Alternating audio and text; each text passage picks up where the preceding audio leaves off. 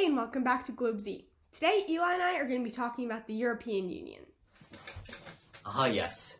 The European Union, essentially a club for all the cool kids in Europe. Before you click off this video thinking it's another video about Brexit, please do not. I promise you, it's not a Brexit explanation. I know how boring those are. Anyway, many countries in the European Union have open borders, and a few countries broke off to create an even more exclusive club of European countries called the Eurozone. Countries in the Eurozone share the same currency, the euro, among many other different perks. The European Union was originally established to unite the countries of Europe, but right now it seems like they're pretty divided.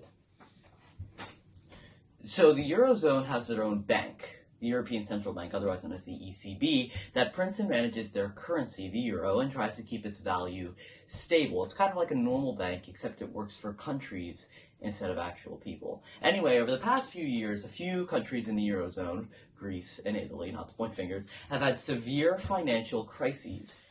The European Central Bank has helped them out, obviously, because they're a member of the Eurozone. A few countries, though, are complaining that this helping out is affecting all countries in the Eurozone. Some other countries don't really see it that way, but needless to say, no one enjoys helping with other people's problems or trying to solve other people's problems, let alone pay for them. Flash forward. TikTok somehow got popular, Brexit happened, and we're all in quarantine fighting the global pandemic. What's new?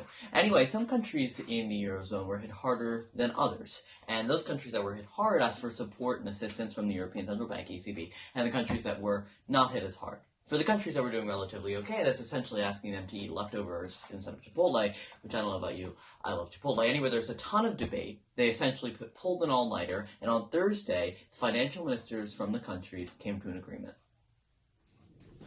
All the countries got scared of a global recession, which, newsflash, is already happening, so they agreed on a €540 billion, $590.3 billion rescue package for the countries hit especially hard by the virus. That's a ton less than the US government has put towards the virus, and the European Central Bank, ECB, has estimated that the countries in the Union may need up to $1.5 trillion to tackle the crisis. There's still some disagreement even after the deal, though.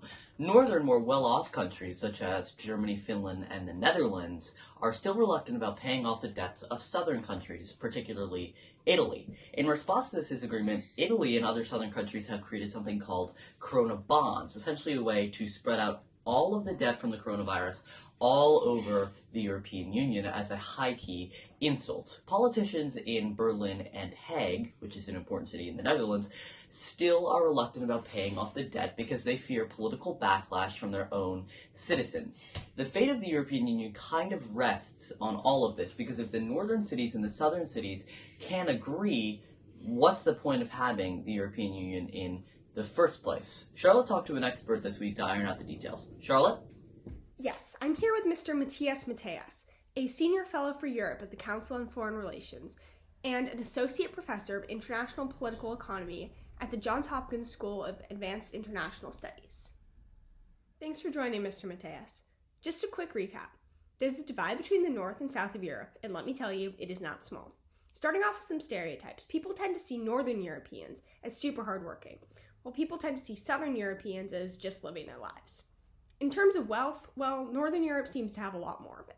After the financial crisis, Southern European countries took on some pretty intense austerity measures in order to deal with their debt. This means that they decreased spending, meaning that they decreased healthcare spending. With the coronavirus, we're really seeing the cost of this decrease in healthcare spending come to light. Some blame Northern European countries for peer pressuring almost Southern European countries into taking on these austerity measures and therefore weakening their healthcare system. Bottom line is, this crisis is the fault of a virus, not Southern European countries who are suffering from it, but we're still seeing the same debate as we saw 10 years ago. Exactly, right? The tragedy, however, is that Southern European countries, especially Italy and Spain, have been harder hit because their public health systems have had serious, downgrading, if you want, in the last 10 years because of the austerity measures that were implemented 10 years ago, right? So it's almost literally true that austerity kills, right? It's killing people because, especially a lot of old people in Southern Europe, there's not enough beds, there's not enough rooms and treatments and so on. And so that's why often in both Spain and Italy, doctors, nurses have to choose between young people and old people and who they're going to save and who not. And so it's a very emotional crisis from that point of view. It's not about lifestyle. It's about fundamental differences. And I think that's what you see going on in Europe right now. It's almost a stereotype that in the Netherlands and in Germany and in Northern Europe, they seem to be more worried about the economy and restarting the economy. And in Southern Europe, they seem to be much more worried about people, right? About rescuing people and so on. And to some extent, that's a debate we see in the United States as well, right? I mean, when can you reopen the country, as it were? How many dead are you willing to risk? Are you willing to risk this falling, having a second outbreak or something like that? Mm-hmm. So that obviously makes it seem like the differences between the Northern and Southern European countries are much more foundational and much less out of the blue. This is the first time this sort of thing has occurred. So obviously, longer term problem, but will the Italians and Germans ever see eye to eye on this? Will Northern, Southern Europe be able to overcome this divide and actually work together and see eye to eye? Yeah, so it worries me because if you look at, there's a recent opinion poll that's come out yesterday or earlier this morning in Italy that's asked the question, if there was a referendum on membership of the European Union tomorrow, would you vote Remain or would you vote Leave? And it said 51% Remain and 49% Leave. That's a switch of 20 percentage points, right? So it used to be something close to like, maybe 29-71. And now it's gotten basically as close as it was in the UK a few years ago when they actually did vote to leave.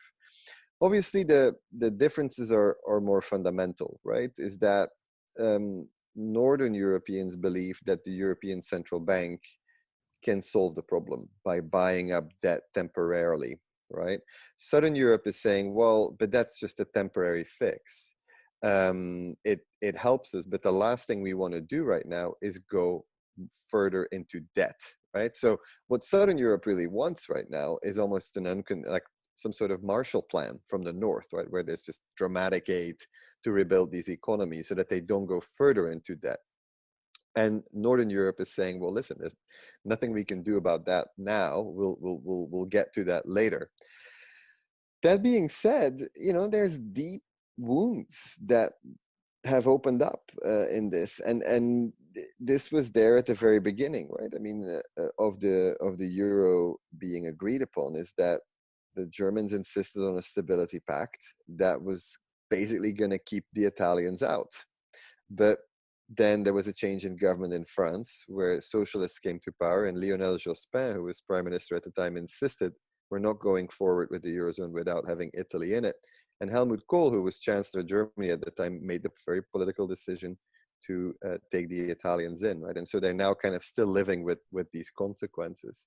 But it's very hard to see that you can heal this anytime soon, or ever, for that matter. All right. Well, the euro area obviously still remains under one currency and central bank in spite of these issues. But do you think that that'll stay that way in the future? Like, if there's so many foundational issues, is it sustainable? And if it isn't sustainable, what does the future look like? Yeah, I think there are some hopeful signs coming from certain German leaders, right? I mean, this is obviously also a generational thing.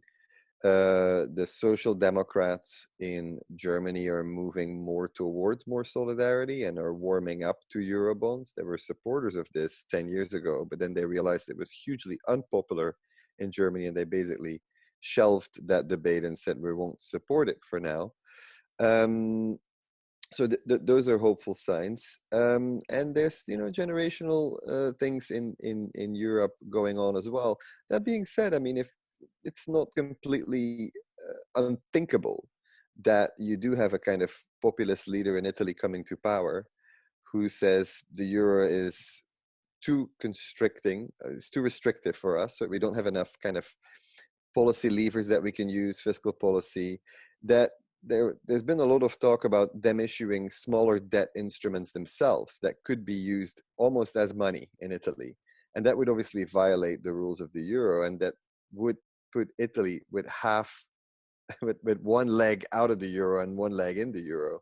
And it's not unthinkable that happens, right? And the longer this crisis drags on, I guess the more worried one should be that this could actually materialize. But for now, leaving the eurozone for a country would be it would really hurt the people with money, right? And the people with assets, because it would dramatically devalue those assets. And so that's why, as long as there's a lot of vested interests that want to stay within the eurozone, I don't think it's a likely scenario. All right, that makes a lot of sense. Well, I remember you mentioned a bit about a generational divide. What do you think the impact of that will be, or would you mind elaborating a bit more on that? Yeah, I did a recent paper on this with a PhD student of mine, Silvia Merler, who is Italian. And what we found, what we looked for is we wondered whether the euro crisis had caused kind of differences in attitudes towards Europe, right?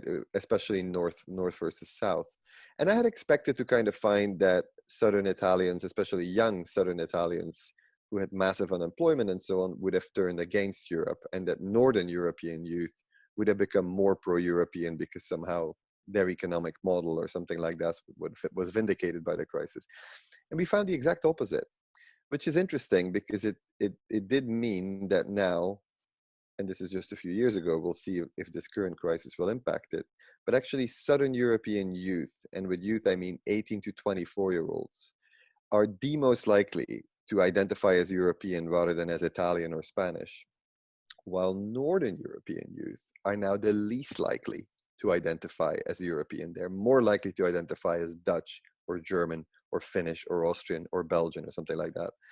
And so I wonder if this crisis is not going to turn this again, in a sense that young people in Southern Europe may actually become more Eurosceptic again. And then you have to really worry about it, because that's the generation that will have to carry this project forward. And if they turn more nationalistic and they stop believing in a kind of integrated Europe, then you could fear that there's a kind of renationalization process that will start, not just among politicians, but also amongst kind of young people's minds.